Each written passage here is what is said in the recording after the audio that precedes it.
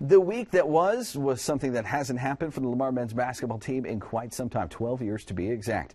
This week's Cawley's Cardinal Close-Up takes us through the Southland Conference Tournament, through the sights and sounds from the Merrill Center in Katy.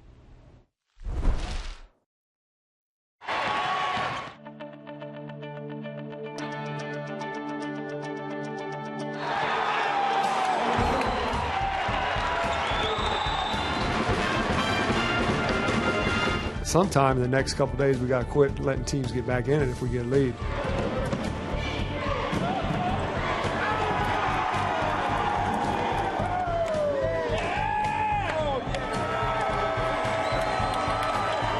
Their style of play was slowing it down. The more lead you get, it's almost double the lead, just because so much time comes off the clock. So I thought if we could get up 10, it's almost like you're up 16 or 18 just because they take so much time. It was McNeese State rolling 20-point win over UT Arlington. Lamar, the 3 seed, beats Stephen F. to set up the 3 versus the 4 seed here in the Southland Conference Championship. Hell you, man.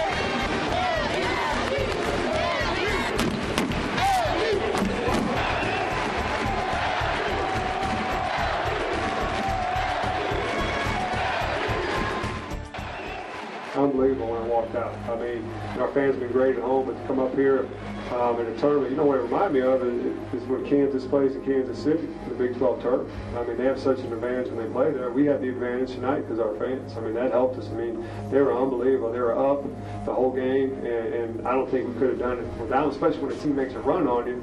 When your fans start getting into the game, it makes you want to try that much harder. Derek, what has McNeese State done well in these first 4+ minutes to take an early out 8-2 lead? Lamar has only 3 field goals here in the first 8+, make it 4 now. Finally getting to the rim for the Cardinals, and after trailing by 6 early, 13-10. James pushes the Cardinals all the way to the rim. A 17-2 Lamar run. Miles ahead to Brown, and it's all Lamar in the first half at Katy. Wow, what a run by this Lamar team. Patrick Richard blocked inside. Eventful gets another one. Henry on the feed, blocked inside again. Eventful, the sophomore from Pflugerville. Second block of the half. James off the shot fake. Mike James has the Cardinals rolling again. The kid can defend, and then he hits shots around the bucket when he got it. He doesn't try to do things he can't do, and he's been a big force for us. He changes the game. People don't want to drive in there. He changes the shot, and that is hard to come by. And the best thing I can say about him, I got him for 2 more years. Man, it feels good, man. You know, first time for everything. This is my first time, so we just got to keep it up and make this every year, make this continuously, you know. And now they'll head to the NCAA Tournament for the first time since 2000. Eventful closes it out off the feed from Mike James. I'm thankful I did get fired because I'm here at Lamar. It's just a better situation for myself. But, I think about all the stuff my dad, your mom.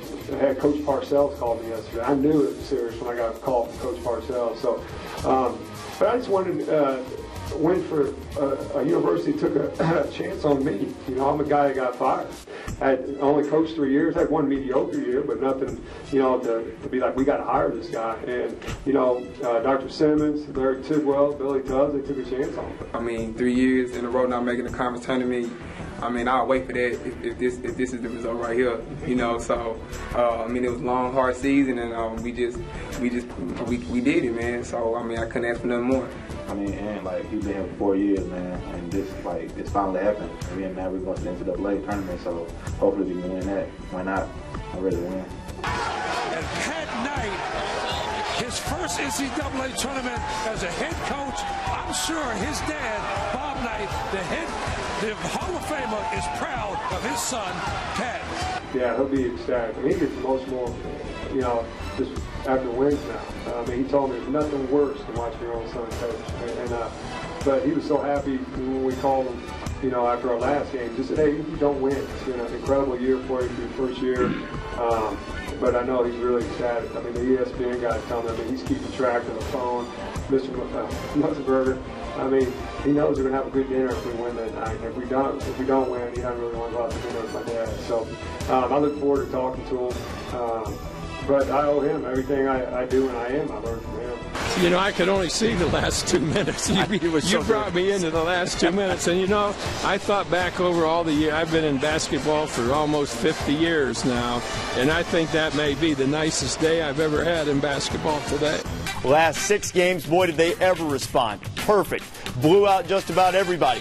Beat Stephen F. Austin in the conference tournament. And then beat McNeese State to earn a bid to the NCAA tournament. We the only ones in the locker room. We the only ones out there playing. And at the end of the day, man, it's all about leaving our legacy. That's what Coach Knight always saying.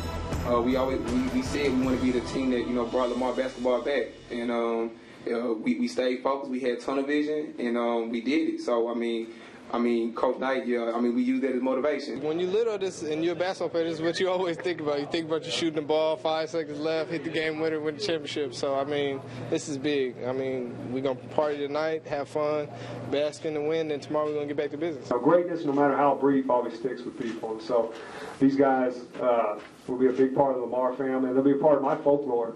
You know, I'll be sitting in a bar when I'm about 65 with my